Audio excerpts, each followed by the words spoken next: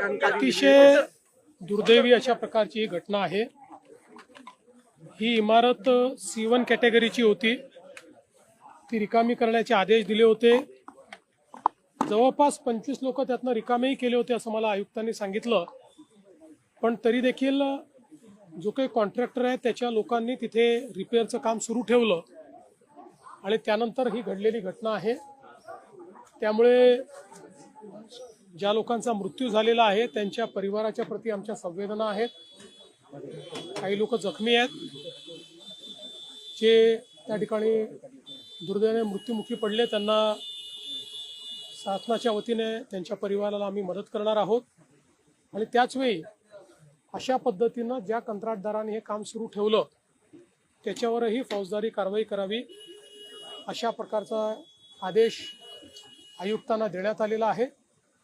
आणि अशा पद्धतीनं C1 कॅटेगरीच्या ज्या बिल्डिंग्स आहेत तिथे जे लोक बाहेर निघत नाहीत त्यांना कसं बाहेर काढता येईल याकरता सक्तीचा प्रयत्न करावा असेही निर्देश देण्यात आले।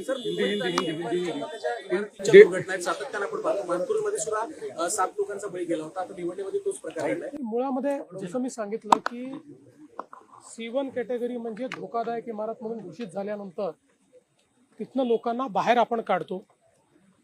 काही लोक दुर्दैवाने निघत नाही।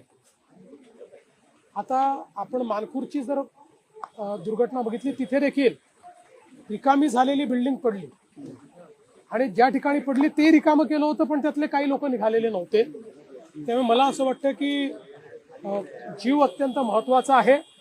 अशा पद्धतीमध्ये आपला जीव वाचवणं हे गरजेचं असल्यामुळे सक्ती जरी करावी लागली तरी ती केली पाहिजे।